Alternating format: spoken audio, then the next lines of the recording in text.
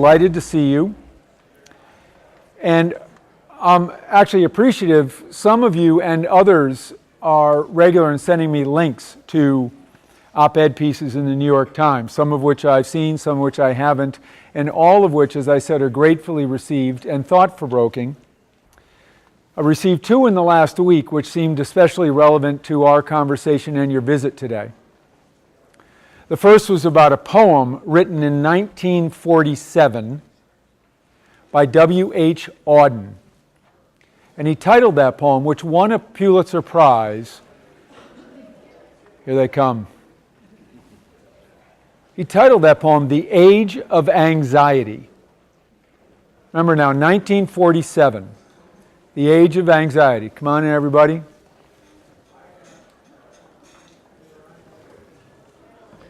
Without knowing it, I've been quoting Auden now for many years when talking with you and parents, actually at some other schools, about how today we are parenting and educating in an age of anxiety. And that anxiety, so the real point of the op-ed piece is that anxiety is a feeling often without clear or definable causes. Anxiety is a feeling often without clear and definable causes. And again, we go back to 1947, when in fact, we were coming off some anxious times and some difficult times, but things were good in many cases, and yet that time was described as the age of anxiety. The reason I bring this up is it's my experience that that anxiety, when experienced by adolescents in significant ways, is really debilitating. It stunts their growth. It is problematic. Think of a plant under stress and how it withers. So teenagers feel that anxiety. It's something that we as educators and we as parents need to think about and be careful of. Again, it's a feeling. It exists. As I think about our program in the state of the school, arguably the most important lesson that we teach at Millbrook School, and one of the lessons that a boarding school is best able to teach as we educate through community, is resilience. The antidote to feeling anxious is resilience. And that's what we work on every day with your help and your support. How to deal with a difficult conversation with a roommate. How to handle not making a team. How to deal with a test grade that is less than what was hoped for. All of those essentially minor challenges in a daily life are essential to developing the resilience to work through anxious times, difficult times, challenging times. And it's what, as I said, we feel is among the most important things that we do here with your help and support. So as we look at the last month of the school year together, I ask with my colleagues for your continued support in that endeavor.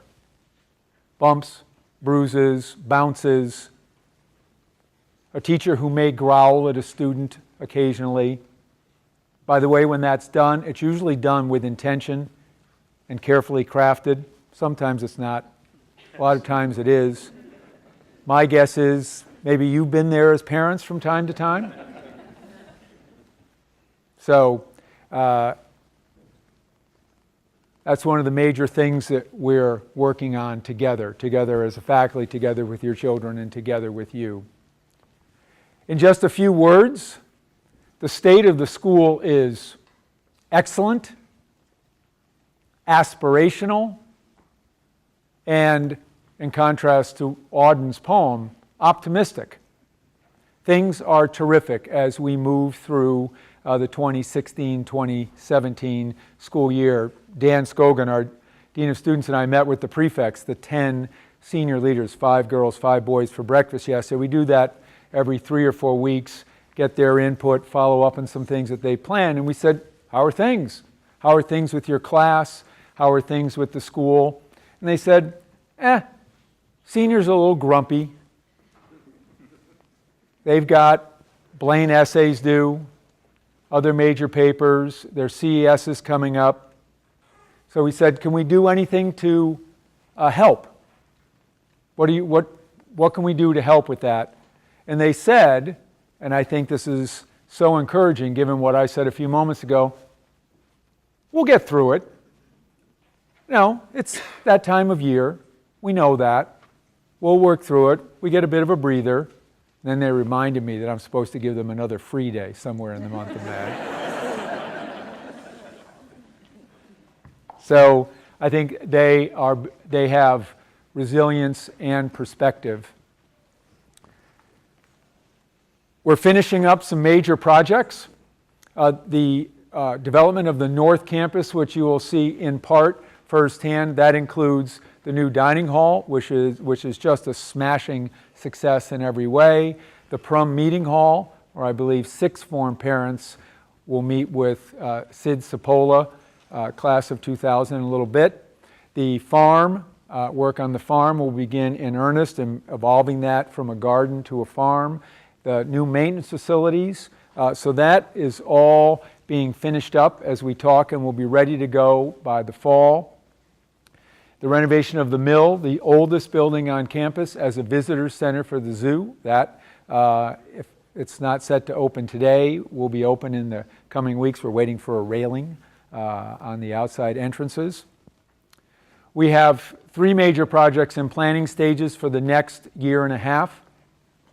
This summer, we will renovate the lowest level of case into beds, boarding beds for boys. We'll renovate the bathrooms down there, and that's part of our continued renovation of floor by floor in dormitories over the summer to improve residential life. We're going to do some work. We're going to move that ugly entrance on the south side of the chapel and redo some of the areas down there for the Calhoun Academic Center.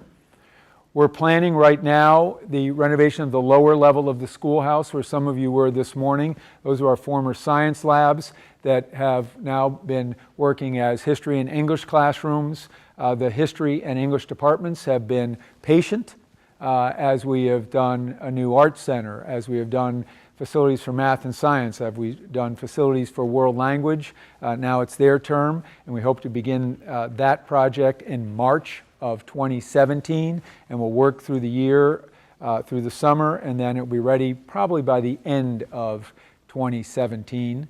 So we'll begin March 2018 and work through there. And then finally, we're working on a new Center for Admissions.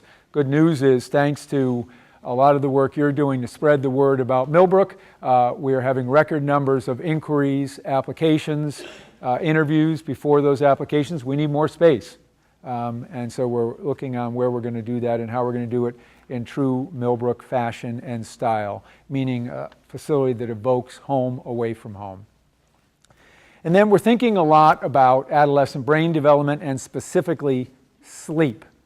I don't know if any of you have been following the research that's being done in earnest and which is being presented by a variety of groups, from the American Medical Association for Pediatrics, through a number of different groups, that says that adolescents need 8 to 10 hours of sleep a day, and you can't just tell them to go to bed earlier, that their rhythms don't work that way, and so they probably should be sleeping until 7:45, 8 o'clock, somewhere in there every morning.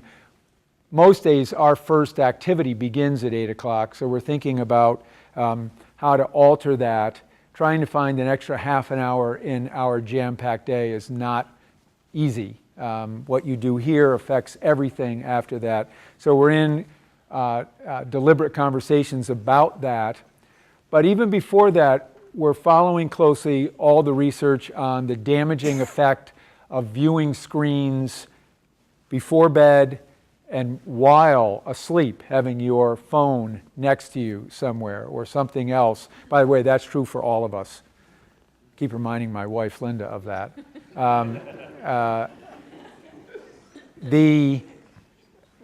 So we've already begun some significant changes in dorms, especially for our younger students. In the third form girls dorm, phones go away. They go away during study hall, and they go away when the girls go to bed. I will say, back to my comment about working with us on resilience and collaborating, the only pushback we've gotten on that is from some of you. If you need to talk to your child at 2 o'clock in the morning, and occasionally there is that real need, there are lots of ways to do that. And we'll make sure that happens. All you have to do is call the school and it tells you who to call in an emergency. But we think this is the right thing to do. We're going to do it in our dorm for the third form boys, and we will, as we often do, stagger things. So as a third former, more structure, phone is with us more than it's with you from 8 o'clock, 8 p.m. on. Fourth form, maybe a little more. Fifth form, maybe a little more. And then, of course, preparing students for that sin-filled, totally unstructured life of college. They have to figure out a little more what to do with their phones. So that's the update. Can't see without my glasses. So we've got about 5 minutes for questions. I just thought of that 1947 situation where we'd gone through a depression, we'd gone through a war, and people were anxious because they wanted to know what's going to be next. Just not knowing what's going to be next can create anxiety, just like it can for a child, not knowing what's going to be next. All the children, all these kids are wondering what's going to be next in their life as part of what they're going through, I think. Yeah, and I think the answer is good things. Yeah, but you have to. But that's what you meant about getting over be confident about the ability to weather something that might not be as good as you want. Phrase that we repeat a lot here is the best predictor of future behavior is past behavior. So when a student's panicked about a test, well, how'd you do on the last test? Well, what's changed? Have you worked less hard? No. Okay, probably going to do just as well. But yes, I think, but the future is bright. I do think that's one of the things. So going back to it, I have great empathy for you as parents because, as I think some of you heard me say, you have to understand, all of you, that you're being preyed upon by big business. They're trying to keep you afraid. Keeping parents afraid sells an enormous amount of stuff. It is a huge business into itself. So, if you think CNN's got to report something, right? So, I mean, someone said to me yesterday, actually a very skilled, wise therapist who's my age, we were talking about how our parents weren't all that anxious. And when we were in elementary school, we were told to go in the basement and hide under a desk because the nuclear bomb was going to be dropped. Seems to me that's something to worry about. But, and by the way, the folly of that, go under a desk. You're going to be okay. Sometimes ignorance is bliss. But I do think, therefore, of course, the future is uncertain, except it's, so many of you have given your children remarkable opportunities, and their futures are bright, and they have to approach it with optimism. Everybody has a bright future. Yeah. It's a choice, right? It's a choice, and that's what we're trying to teach our students. A lot of emotions are choices. So, yep. I wanted to ask about intercession. Yep. And how that's going to look next year. My daughter would have killed me if I didn't ask that question. Well, actually, I'm really glad you did, because that was the one thing I forgot to talk about. So there's been a group working all year on, first, should we have a program like that? And the first the first conclusion was yes. We should have something in our curriculum that's alternative learning, mission enriching, mission enhancing. So there will be a program next year. It will be form specific. That is, the third form will do a certain set of things, the fourth form will do a certain set of things, fifth and sixth. Some of them will be on campus, some of them will be off. We're not ready to unveil it yet because the full faculty hasn't seen it, but it is going to move ahead. And as I said, the core idea is that it will allow us to enrich our ability to fulfill our mission with our students. So thank you for asking that. And if it has an additional cost, it will be minimal and consistent. So we're working on that. Remember, one of the problems with the other programs is they varied widely in terms of cost, and we're uncomfortable with that idea. So thank you very much. JP. As you know, many of us are in our last year here, and our sons and daughters are going on to college. We're super excited about that, but when you read in the media statements that 30% of Stanford's undergraduate class students are depressed because they're overtaxed and with anxiety and work, and although we're excited, as parents we're nervous. What counsel do you give both the parents and student entering an environment where they're working super hard, there's a lot of competition, and they're creating this sense of greater anxiety at a lot of these schools? I would hope in part that you'd find comfort in the Millbrook experience, which has been tried very hard to help your children find meaning, first of all, in what they're doing, and proportion. And they have learned to balance their time. They have learned to balance their priorities. They've had to struggle through moments. They're a group of sixth formers whose Blaine essays were due either Thursday or Friday. I think it was Thursday, and they all went on a midnight run. They left campus at 8, they returned at 3 a.m. to feed and attend to the homeless in New York City. I mean, they're learning how to balance, and then they had to go to practice the next day. I wondered why one of our senior girls couldn't throw a lacrosse pass to hit the side of a barn. Then I remembered she'd had about 3 hours of sleep. Go back to what I said. So I think again, it's the conversation about meaning. What are you trying to do? And balance, and simply, it's going to work out. I don't think as parents we should ever underestimate the simple words, it's going to work out. It is. You've done well. You've gotten this far. Have faith. Do something for others. Whether you get, you will have the chance to realize your path, and most kids don't even know their path. I mean, I think the 30% of those kids may be so geared towards an outcome that they forget the process and the experience. So it's a very good question. I would ask it. Sid Cipolla, as I mentioned earlier, class of 2000, and a decorated and honored professor at NYU will be speaking to sixth form parents right after this. And Sid's terrific, so you'll have a good experience. And so ask her how she's handling that there. I think I have time for one more. Yep. So they're telling 30-year-olds that saving for college tuition will be a $125,000 a year expense. And they're now saying that the commitment will be intergenerational because grandparents will literally have to start to save for their children's children to be able to afford college. Where do you think that ends? How do you think it ends? Doug, you've asked a really important and powerful question, and you're testing. Well, the simple answer to that question is for private institutions, secondary or college, the only way to control tuition is through the growth of the endowment. That's it, simply put. The larger the endowment, the more it can support financial aid, the less the institution is dependent on tuition revenue.